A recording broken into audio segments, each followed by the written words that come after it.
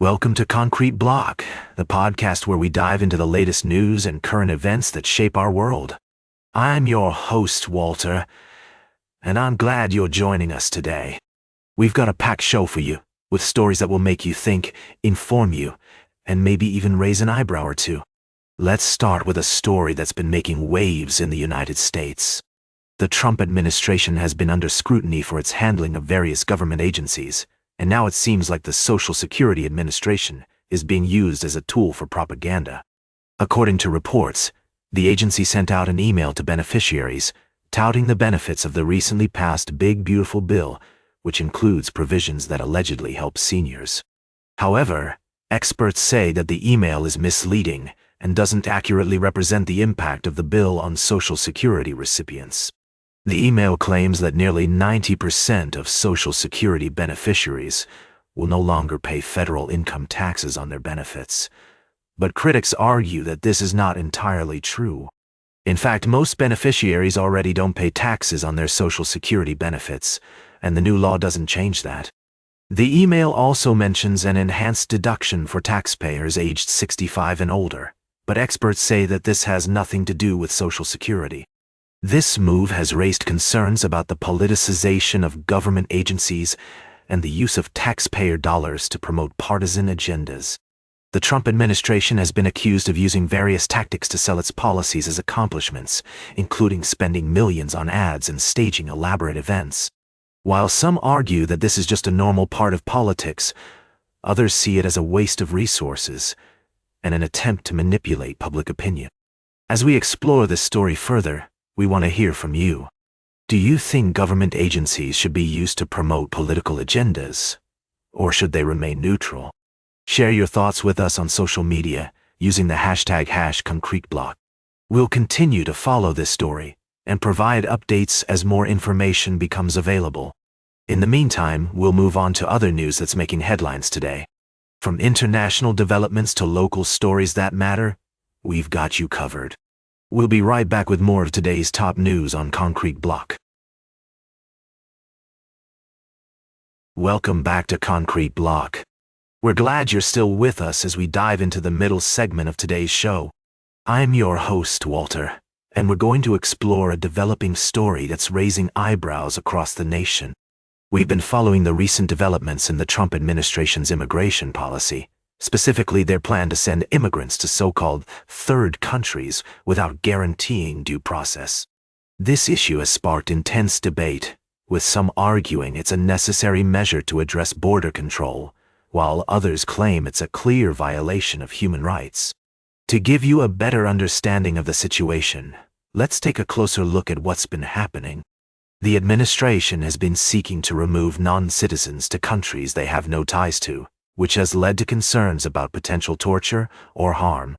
A federal judge in Massachusetts had initially required the government to provide immigrants with an opportunity to object to these third country removals on grounds that they may face torture.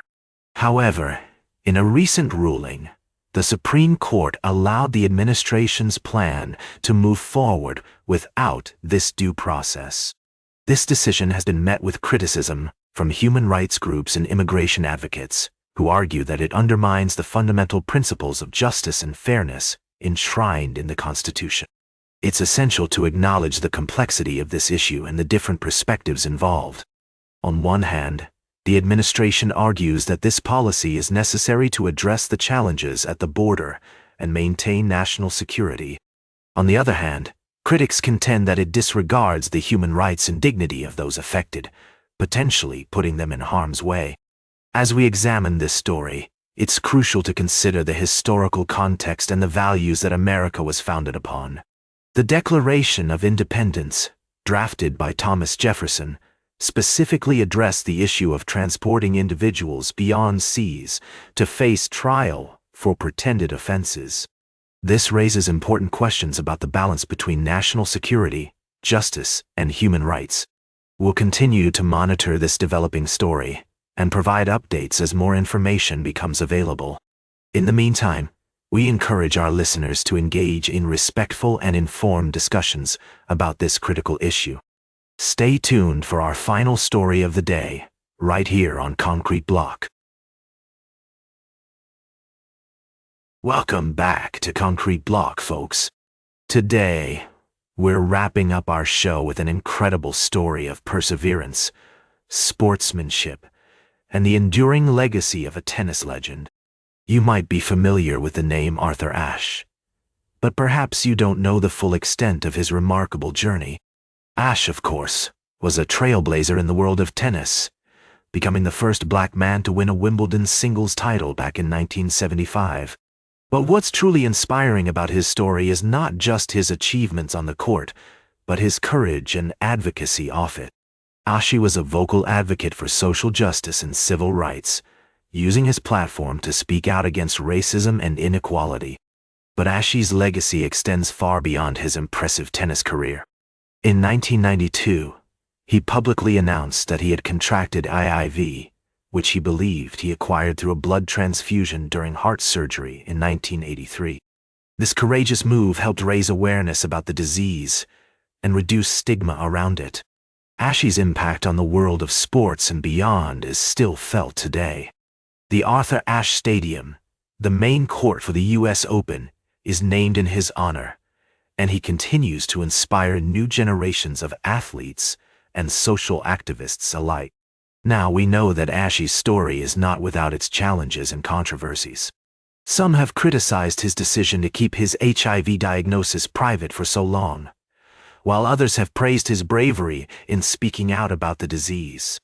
But one thing is clear: Arthur Ashe was a complex and multifaceted individual who left an indelible mark on our world. As we close out today's show, we want to leave you with a thought. What can we learn from Arthur Ashe's remarkable legacy? How can we apply his values of courage, perseverance, and advocacy to our own lives and communities? That's all for today's Concrete Block. Remember to like, share, and subscribe. And until next time, stay informed.